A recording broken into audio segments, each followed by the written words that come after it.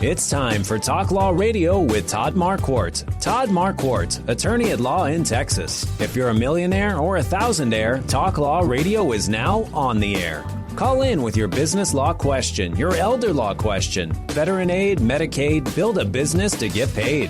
210-308-8867. Or ask a question online at marquardtlawfirm.com. That's MARQUARDT lawfirm.com. And now it's Talk Law Radio with Todd Marquardt. Welcome to Talk Law Radio. I'm Todd Marquardt.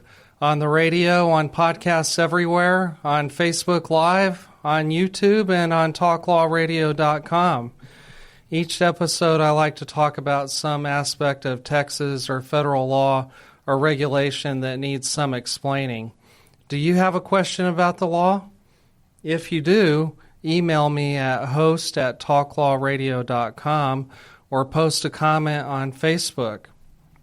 Now it's time for you to discover your legal issue blind spots by listening to me talk about the law on the radio. Today is going to be a great show, Shannon. Yeah, I'm excited. Today we're thrilled to have Dr. Andrew Zimbalist. Zimbalist. Te lo dije. A renowned economist and the Robert A. Woods Professor of Economics at Smith College, where he taught since 1974, with a Bachelor of Arts degree from University of Wisconsin-Madison and a Master of Arts and a PhD from Harvard University. And he's bilingual. Yes. Yeah, we got to hear a couple of lines from him beautiful. Before. The accent is beautiful. He's a leading expert in sports economics, has consulted for major organizations, testified before Congress, and has authored works too numerous to list, including the book Sports, Jobs, and Taxes. Today's hidden legal issue blind spots are how a city's decision to build a new stadium or arena affects the city residents. Right.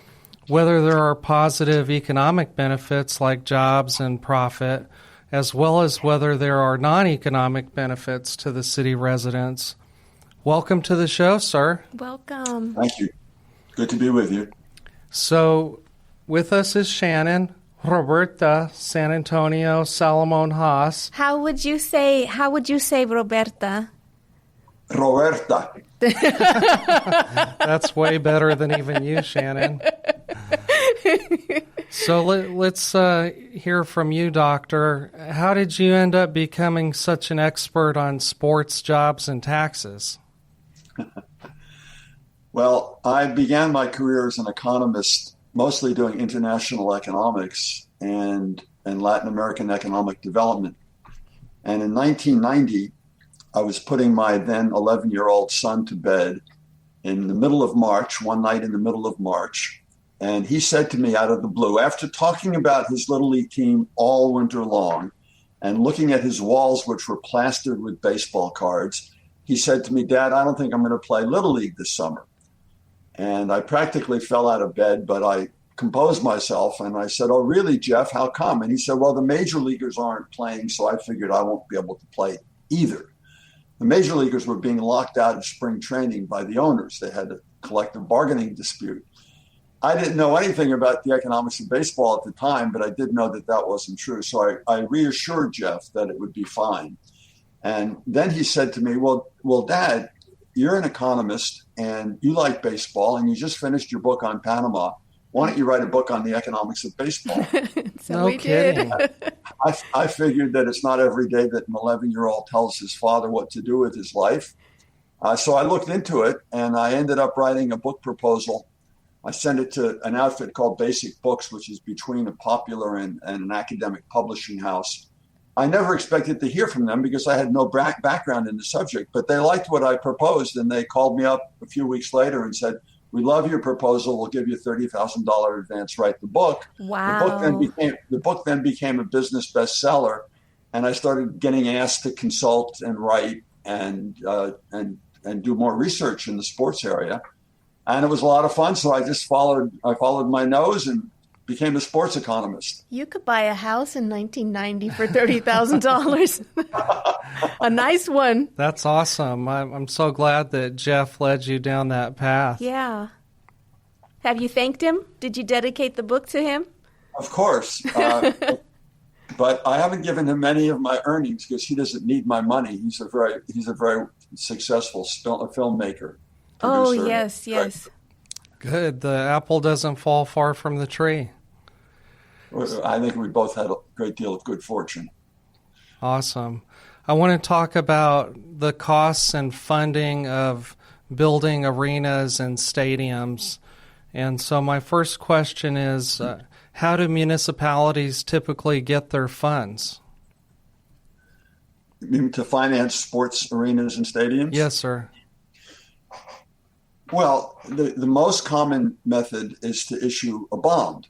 Usually it's a long-term bond because you're building a stadium or an arena that's going to last 30 or more years, and you want to pay it back slowly over time. So usually you're issuing a long-term bond, and sometimes those bonds benefit from being tax exempt, or the interest benefits from being tax exempt, and sometimes they don't. The argument that's often made by the municipalities that go along with this idea is that it will bring certain economic benefits. That yes, it'll be a cost maybe. But these days, when I started doing work in this area, it used to cost $100 million to build a stadium or an arena.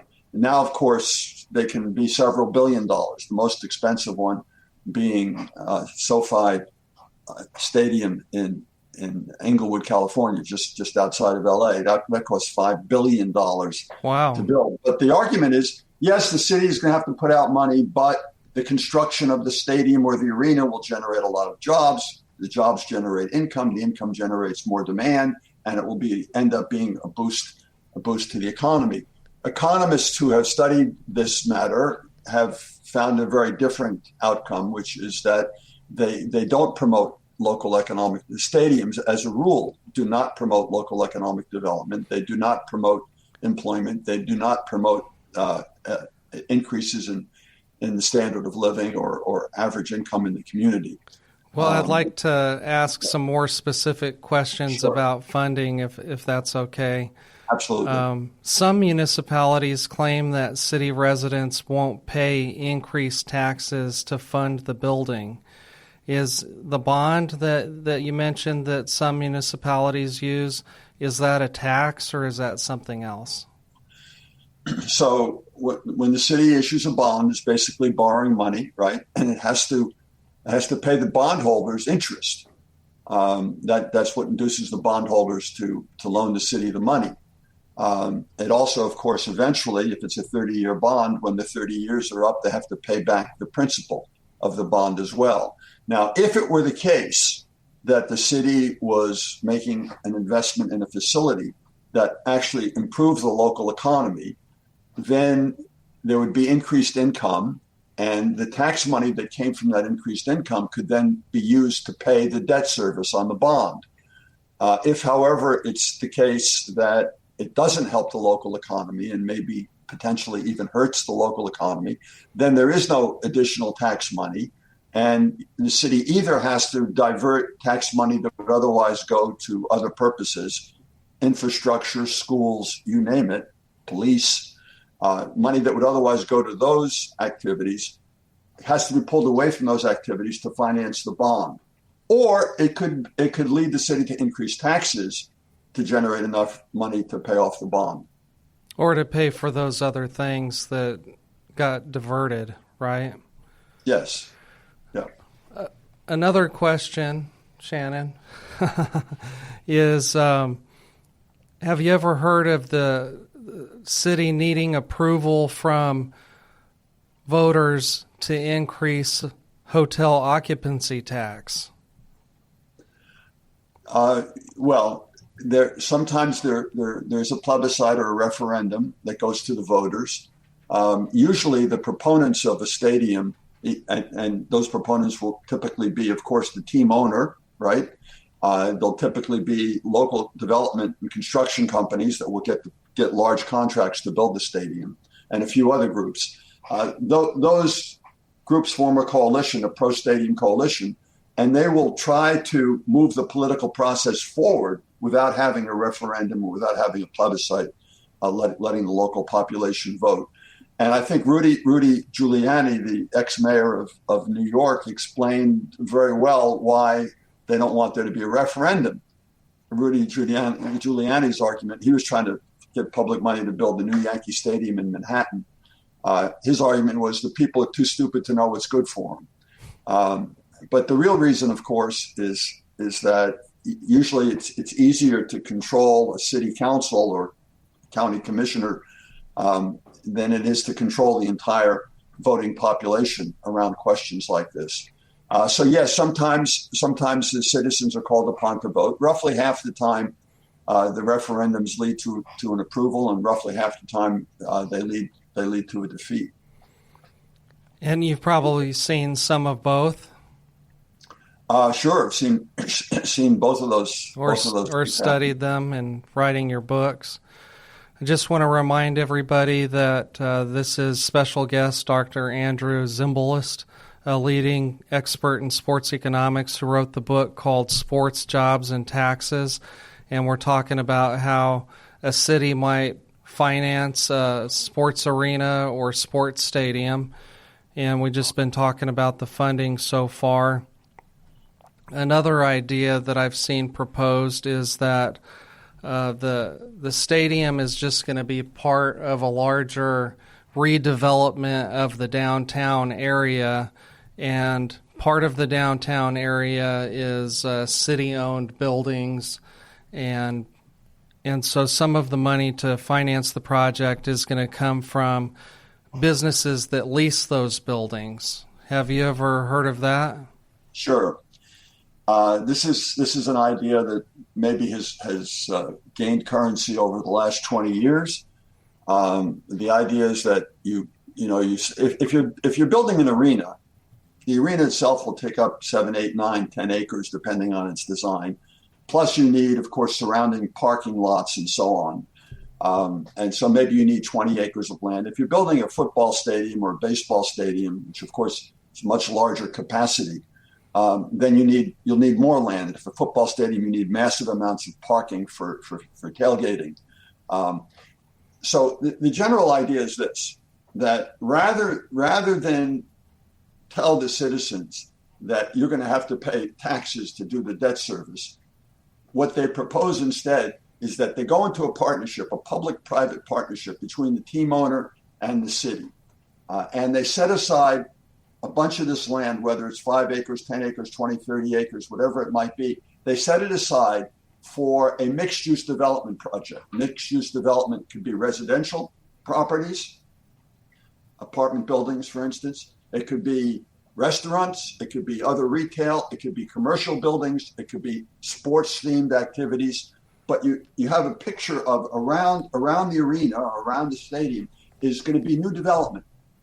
And that new development will have economic activity. The economic activity will generate sales taxes, will generate property taxes. You use the money from that activity then to pay off the bonds. So that's a nice idea. It makes it sound like there's no cost to the taxpayer, to the residents, right? Because there'd be new money generated by this development. So yes, if it works out just as I described it, maybe it would be something that could be economically neutral or maybe even a little bit positive. Usually it doesn't work out that way. The reason it doesn't work out that way, let's save the reason for why it doesn't work out until after the break. We got to take a break. We'll be right back.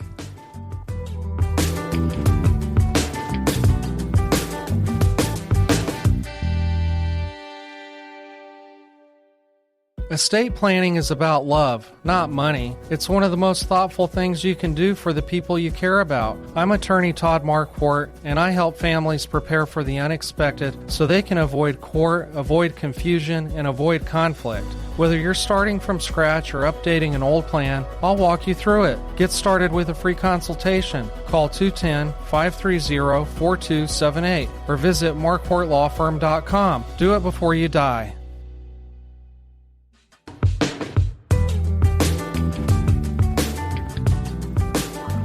Welcome back to Talk Law Radio. I'm Todd Marquardt. We're talking about the law and municipalities and how they propose to fund sports arenas and stadiums with Dr. Andrew Zimbalist, a leading expert in sports economics, and wrote the book Sports, Jobs, and Taxes. This is, I heard one review, this is an essential read for a city resident whose city government is proposing to pay for the building of a new stadium. Wow. So you can borrow this after I'm done. Thank you. Thank you. Shannon, what do you think about the Spurs and building a new stadium for them? We already have 2 other stadiums. Well, I think a lot of people, I think the mayor's getting a lot of good press right now. People are really reacting. I always like to do an informal poll, and it feels like people really respond well to that. The perception is that she's fighting for the people. She wants more transparency. But I have a question for you. What if her legacy is she's the reason that we lose the Spurs? Well, spoiler alert, that's one of my questions for Dr. Zimbalist. I didn't mean to take your question. And I want to know about football, if we're getting football or not. And I also want you to feel my pain with me that I had an emotional reaction when I see that skeleton of a building and the site when they Institute of Texan Cultures. I have a very emotional reaction when I drive past there. Well, there's it just looks wrong. There's a lot of sports fans here in San Antonio, and they don't want the Spurs to leave. So I want to talk about the psychology of that, but first I want to allow Dr. Zimbalist to finish his thought about why the leasing of city property as part of a larger project sometimes doesn't work out with a net economic benefit. Okay, so very often you see these very elaborate and pretty plans for mixed-use development. And on the basis of the plan and the potential tax revenue that it would generate, the city goes ahead and says, green lights the project. They issue a bond, and the bond requires debt service.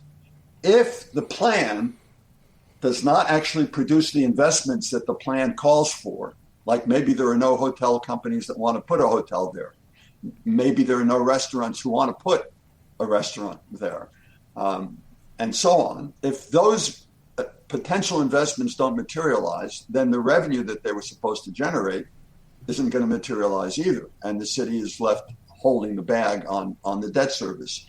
So that's one issue that often happens. Another issue that often happens is that the city will provide fiscal incentives to get businesses to move into the area. And very often the businesses that move into the area adjacent to the stadium or the arena are businesses that already exist in another part of the city, maybe 5 blocks away, maybe 10 or 15 blocks away. And so what really is happening is that some company is moving from Avenue X to Avenue Z, but they're still doing the same thing they did before. They're just doing it now next to the stadium, whereas before they did it on another part of the city. So what does that mean in terms of the generation of tax revenue? It means that there is no net increment to tax revenue. It's the same activity. It's just relocated to another part of the city. So those are 2 things that you have to look out for. Now, you also mentioned hotel taxes as a way to finance this. Hotel taxes and automobile taxes, automobile rental taxes, both sound like you're levying the tax on foreigners or on visitors. Right. So the residents themselves don't have to pay. Nobody's going to raise their property tax. Nobody's going to raise their income tax or whatever. It's the foreigners or the outsiders who come stay in the hotel and rent cars, they'll be paying. Well, the reason, and that's a typical plan, the reason why that plan doesn't usually work out is because if it were possible to raise your hotel taxes and not discourage people from coming to the city, which is what these plans often propose, raise the hotel tax. If it doesn't discourage people from coming to the city, you can raise the hotel tax anyway, and use that money not to build the stadium, but to improve your schools, or to improve your security, or to improve your infrastructure, or whatever. So the idea that this is a free good because it's a hotel tax on outsiders doesn't make any sense whatsoever. It's the same thing with car rental. If you could increase your car rental taxes on car rentals without discouraging rentals of cars, then again, you could take that revenue and use it for any public purpose, not necessarily for building a stadium. So in either case, the notion that this is a free good because you're making outsiders pay for it doesn't make any sense. And I think I read a chapter in your book about that, about how some people will decide not to come here for their convention because it's too expensive. You know, if they can go to another city and have their convention over there, they might do that just to save a little bit of money. That's right. So I heard a story about the city of Houston when they were building a football stadium prior to 2004 so that they could have the Super Bowl there. And what I read, he knows where you're going, was that efforts to bring more retail, restaurants, and bars to downtown for the 2004 event failed due to insufficient demand. And many businesses that opened for the Super Bowl closed a few years later. You know, exactly. And this is particularly problematic with regard to football, less so with basketball. If you build a new basketball arena, it'll depend on who owns the arena and whether there are fiscal incentives and on and so on and so forth. But the idea about a basketball arena is that if it's well managed, you can use that 200 to 300 days a year because you have basketball, and the NBA home team, Peter Holt's team, is going to play 41, 42, 43, 44, depending on whether they're in postseason or not. They're going to play, let's say, 40 to 50 games a year. But then you have the ice capades that come to town. And then you have the rodeo that comes to town. And you have concerts that come to town. It's possible to use an arena that has a cover, right, that has a roof. It's possible to use that 200, 300 days a year. And indeed, if we're talking about an arena like Madison Square Garden in New York City, sometimes it's used twice in the same day. And so you can use it even 400 times a year. But a football stadium, on the other hand, how many times a year does the NFL play football games? 17 games a year. Half of those are at home. So 9 or 8 games, maybe a preseason, maybe a postseason. So we're talking about using a football stadium 10, 12, 14 days a year. Maybe you bring in Taylor Swift for a couple of concerts. Maybe you bring in Bruce Springsteen for a couple. Now we're up to 20.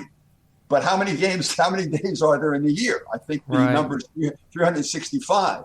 So if you're a hotel owner, or if you're a restaurant owner, are you going to want to move your restaurant from one part of the city next to the football stadium when the football stadium's only being used 20 days out of the year and it's dark 345 days a year? It's not necessarily an attractive investment. Now, there are special circumstances, of course, that can sometimes apply. But yeah, for the notion, as popular as football is, as the NFL is in the United States, and of course it's even more so in Texas than the rest of the country, as popular as it is, it's not a very good tool for economic development. So that might answer your question, Shannon, about whether they would put a football stadium down there. I remember that coming up. They also talked about building a baseball stadium down there for the San Antonio Missions, but I think everybody forgot about it because I haven't seen it on any of the renderings. I haven't seen that, no. Let me add, if I could, and I think it's an important caveat, that the actual economic outcome is going to depend a lot on the particular circumstances, and we can go into some of those if you want later on. But one of the things that's important to keep in mind is that more often than not, when you have the San Antonio Spurs in your community, or when you have the Los Angeles Lakers in your community, or take your pick of a sports team, it's something that's enjoyed by the members of the community. It's something that brings community together. Right. It unifies. It's something that they share with each other. and people get excited about it together. Go Spurs, and go. That's a positive. So Right. when I make these critical economic arguments, I'm not saying don't ever do this. Don't ever build a stadium. Don't ever build an arena with public money. I'm saying when you make your decision to do it, understand that this is not, generally speaking, an engine that's going to promote your economy. It's going to cost you money to do it. But you might very well decide, okay, I'm willing to pay an extra $15 a year in taxes, or whatever the number might be, in order to have my NBA team in town. Okay, we got to take another break. We'll be right back.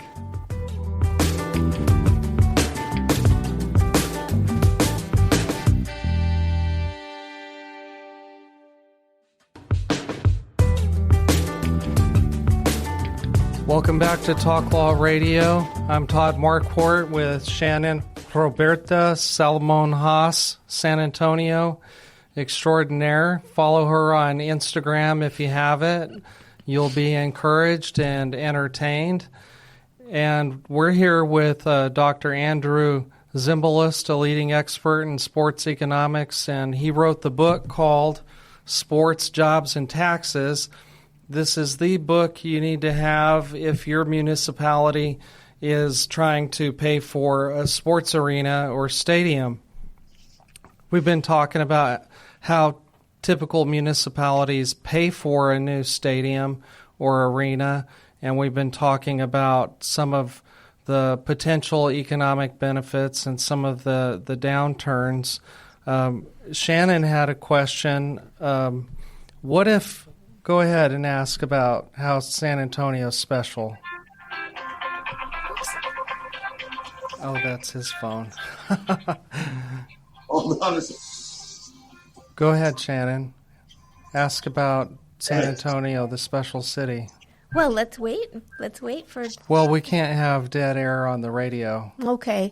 Well, I was talking to you in the break that I've always had this idea that San Antonio was very special. And I don't remember where I quite got this idea. I just think we have a very unique culture. I don't want to be Dallas. I don't want to be Houston. And I love Austin, but we're even different from Austin. We're San Antonio. So we say something around here, puro ese. You know, something is, if you see something and it's something only we would do, like we eat a lot of barbacoa. And so we say we're puro ese. Can you talk about the factors that you were talking about, and do you think that my belief is correct, that we're somehow special or different? Because you've studied, sounds like, almost all the major cities that have done this.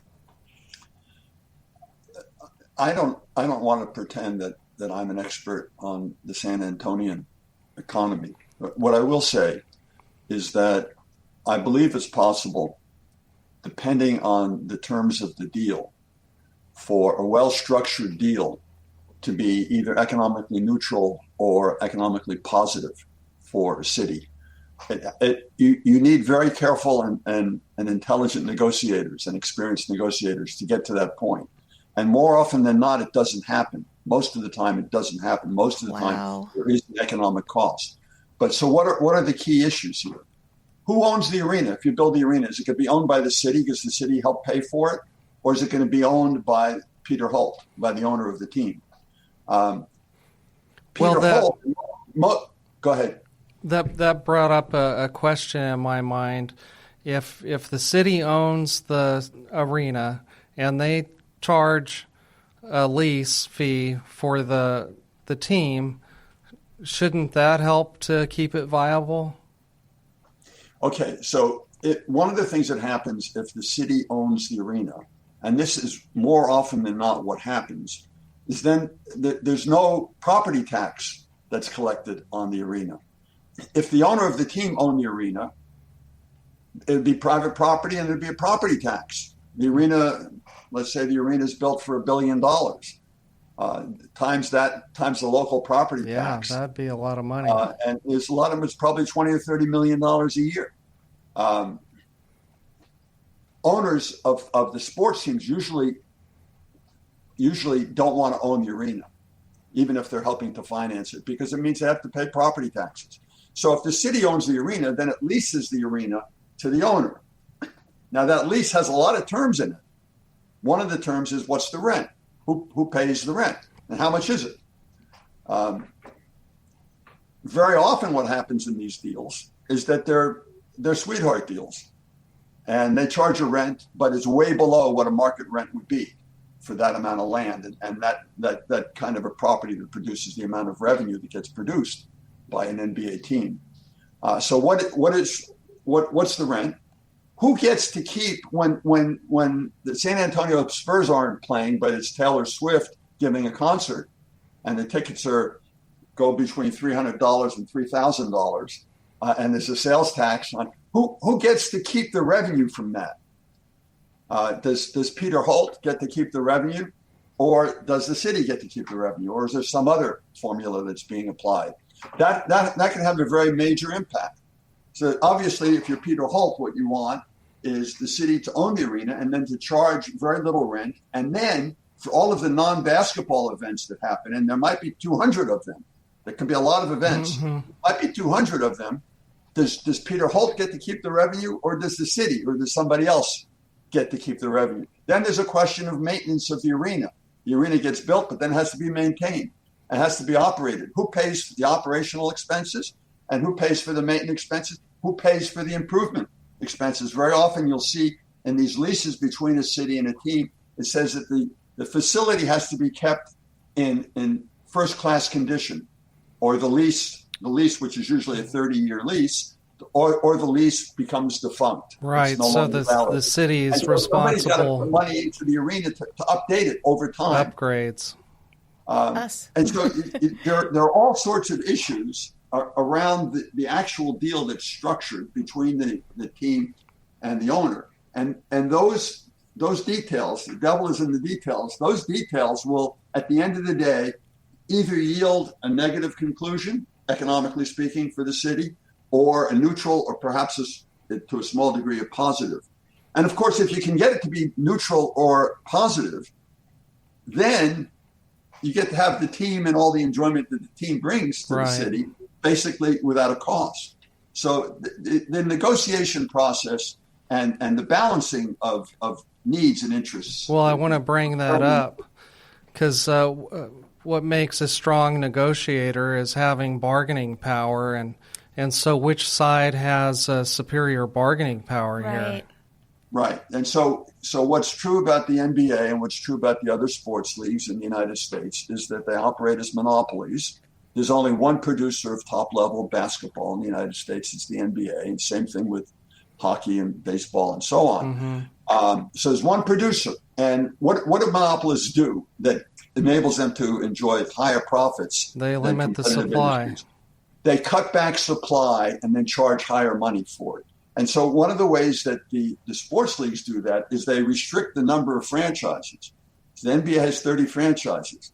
There are more than 30 cities in the United States that are large enough and economically powerful enough to support an NBA team. Right. So you always have in reserve, 2, 3, 4, 5, 6 cities that say, hey, if San Antonio doesn't want to pay for a new arena, we'll build an arena for you. Come to our town. Right. And so that they use that as leverage, and they get to extort more and more favorable deals from the city. Wow. When they do that. How about the sharing of ticket sales? Could the city earn revenue that way? Well, the city will usually, if they're getting revenue from the ticket sales, it's on the sales tax. Entertainment sales tax. Well, why don't the millionaire owners? I'm not just talking about $1 million.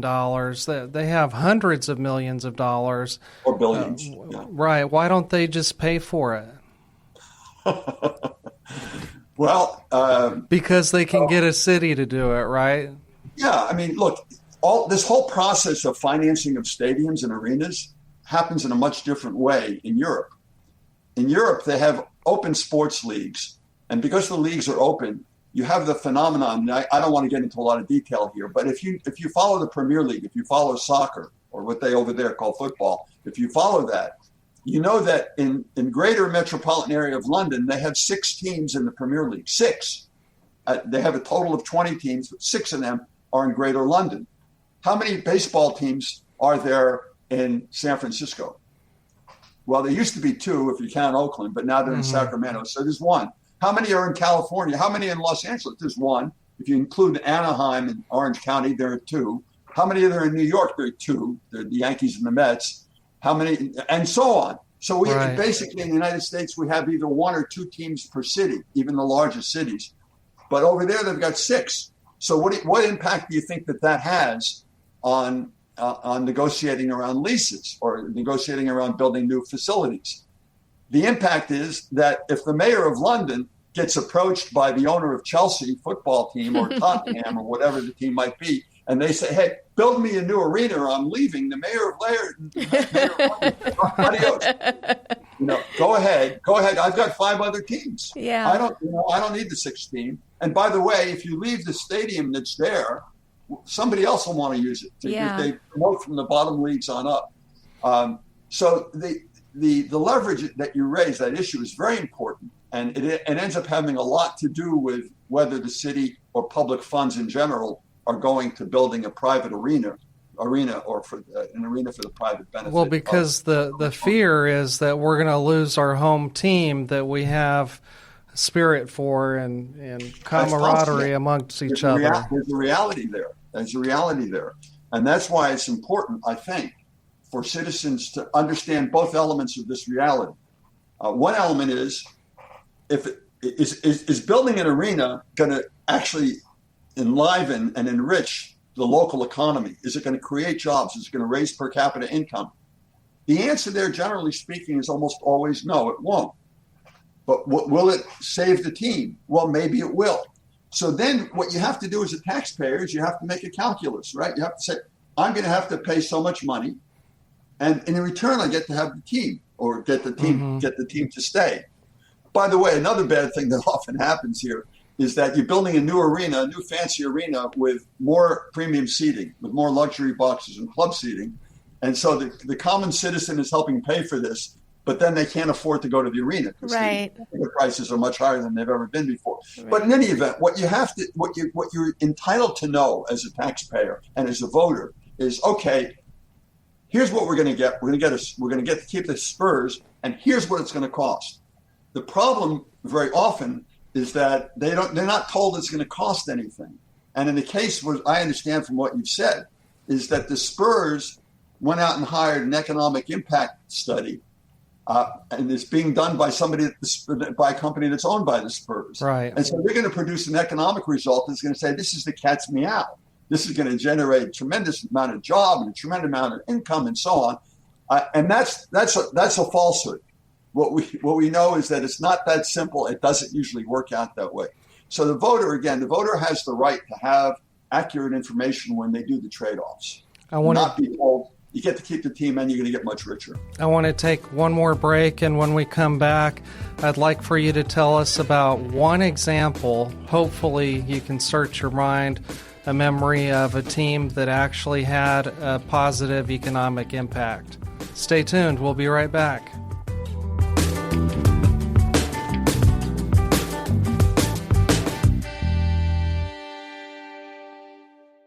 Estate planning is about love, not money. It's one of the most thoughtful things you can do for the people you care about. I'm attorney Todd Marquardt, and I help families prepare for the unexpected so they can avoid court, avoid confusion, and avoid conflict.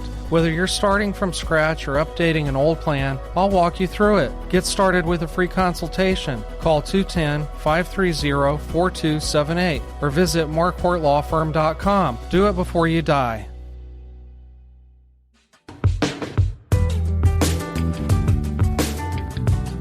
Welcome back to Talk Law Radio. I'm Todd Marquardt, on the radio, on Facebook Live, on YouTube, and on talklawradio.com. So check out YouTube, subscribe to the channel so that you can receive the alert when new episodes are dropped. We're usually talking about the law because in the beginning, God had one law: don't eat from the fruit of that tree.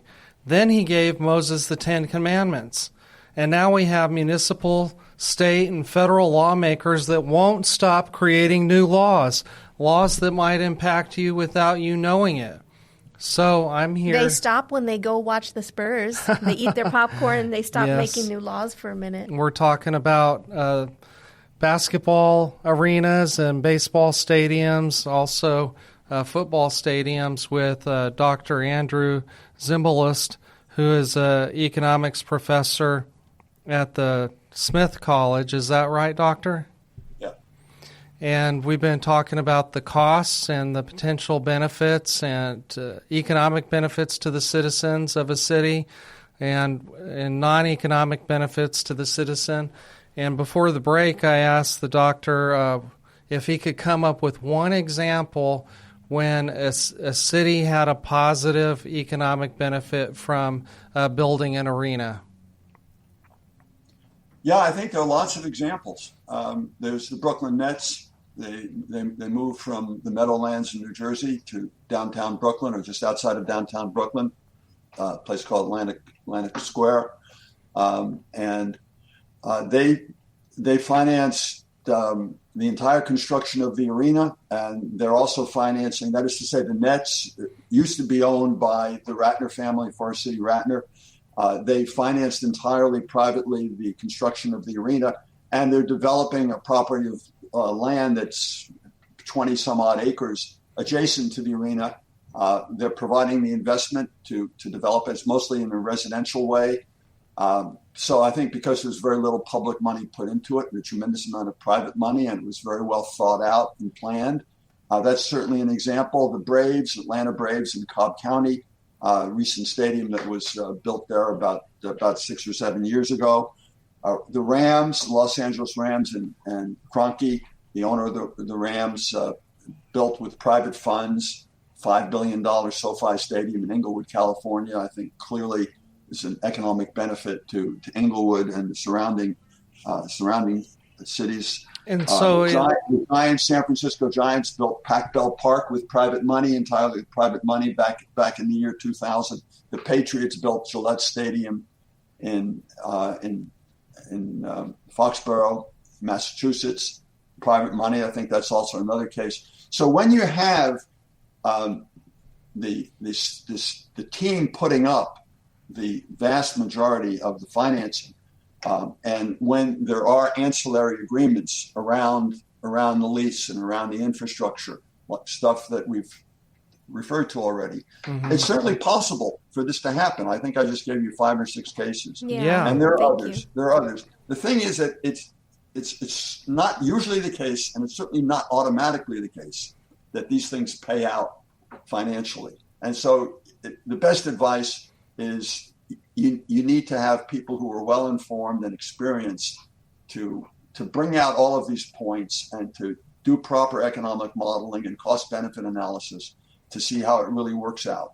And then it's the obligation of the politicians to share the information, not paid for economic impact studies where it's done by a company that happens to be owned by the team that's promoting, but outside independent experts who can give you the information and the analysis you need.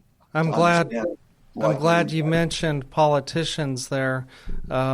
This radio show is sponsored by Marquardt Law Firm, and Marquardt Law Firm focuses on business and estate law, including last wills and living trusts. And the whole issue behind estate planning is legacy.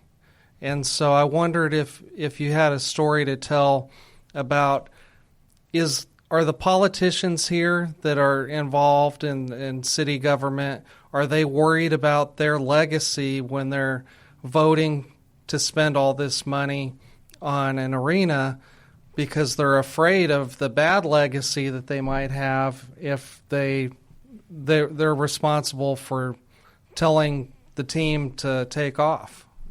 Right, of course. Let's not only paint with a broad brush here. I mean, politicians usually share certain characteristics with each other, like they're maniacal egoists. That's usually true. But public servants. Usually. But they're not all the same, was the next sentence I was going to say. Yeah. They're not, shouldn't say all politicians are doing the same thing or motivated by the same things. And of course, politicians care about their legacy. But in my view, when politicians think about impact, they're mostly thinking about the next election, and they're thinking about short-term effects. And certainly it's a negative short-term effect if under your watch, Peter Holt took his team somewhere else. That politicians don't want that. Yeah. And during the period of construction of the new arena, there will be, at least for the period of construction, there will be construction jobs that are generated. Of course, the problem with that is if you go into debt in order to pay for the construction, then you've got to pay off that debt over time. And if no new revenue is being generated, then you'll have to cut other services, as we said before, and that means less people will be employed. But in the short run, you are generating construction jobs, and so that's usually something that is a positive for the reelection of a politician. And so, yes, they care about their legacy, but I think even more than their legacies, they care about November when they're going to be up for reelection. So, Good point. Speaking of legacy, what would you want your legacy to be? What values do you hope your children learn from you, or what impact do you think you've made on the community? How do you want to be remembered? Well, with regard to my work in sports economics, I try to be a straight shooter and to provide information for people to make choices. I think there's too much that goes on in our economy and in our political system where people are purveying false information. And so and look, at the end of the day, what I care about most right now is that we learn to treat each other better as human beings, and we learn to protect the precious democracy that we've built in this country. Amen. Amen. So here in San Antonio, we have a great number of arenas and stadiums. We have the Alamo Dome. We're making it rain arenas up in here. The AT&T Center, which is now known as the Frost Bank Center. And we have Freeman Coliseum. Right. And now they want to build another one. What do municipalities do with the old stadiums and arenas? Well, more often than not, they are knocked down. They're taken down. And then the land, again, an arena, it takes up 6, 7, 8, 9 acres of usually valuable urban real estate. And so you don't want to just keep it there for the sake of not taking it down. But sometimes the arenas find other uses. So there might be a college team that can play there, that you might be able to bring certain high school competitions there. You might be able to bring concerts to an arena. There's a variety of possibilities. Now, sometimes those possibilities won't work out because you have a brand new arena where you're going to put those events. But sometimes there's enough demand and enough activity where you can maintain the old arena. So it really depends on the particulars of the situation. Terrific. Thank you so much for being on our show today on Talk Law Radio with Todd Marquardt and Shannon Roberta Salmon Haas, San Antonio. What would your encouraging word be for the day? I would give it back to the doctor, because we have this happening in our community right now, and people are busy. They have to go to work.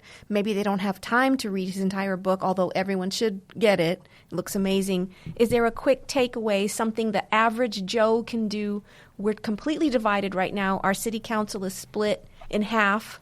We're mimicking the national politics right now, where we've got these factions fighting. They're doing the sound bites. And what can we do to unite our community? And what's one takeaway we can do, in please? 2 minutes? Yes, please, if there is one. Well, first of all, let me say, because you've been kind enough to lift up my book and tell people to read it several times during the course of our discussion. Let me just say that that was a project I did together with Roger Knoll, an economist at Stanford University. So it's not just my work, but also Roger's. Roger is a brilliant, wonderful economist. But in terms of, look, I think that life in America today is pretty complicated. When I was in college, I lived in a world where people watched the evening news at night. It was CBS or NBC or ABC, whatever they watched, and there was a common knowledge that we all share Now, we all didn't agree with each other necessarily, but there was a common knowledge that these are the facts of the days. This was what was going on. Today, it's very hard to know what the reality is because we got people on both sides of our very bifurcated political system that are talking about very different realities. And I think the only way to deal with that as an individual voter is to try to inform yourself by going to real sources, not just watching television or watching streaming on the internet or listening to podcasts from a right winger and a left winger, but try to find some central sources that can give you the real story and to educate yourself. We need to, if our democracy is going to flourish, if it's going to flourish, we need to have an educated voter base, an educated electorate. Yeah, and that means work. It means some work, and that's my recommendation. I think Talk Law Radio is a pretty good source of information, don't you, Shannon? I agree with you, and amen to what you said. You're so eloquent. You also have a big thumbs up from the guy who is behind the camera, Mark. He just was fascinated with this episode, and so you have a big fan. So thank you so much for joining us. We have to end the segment. Many thanks. I appreciate you. Thanks for having me. Good luck with your decision on the arena. Thanks. Bye.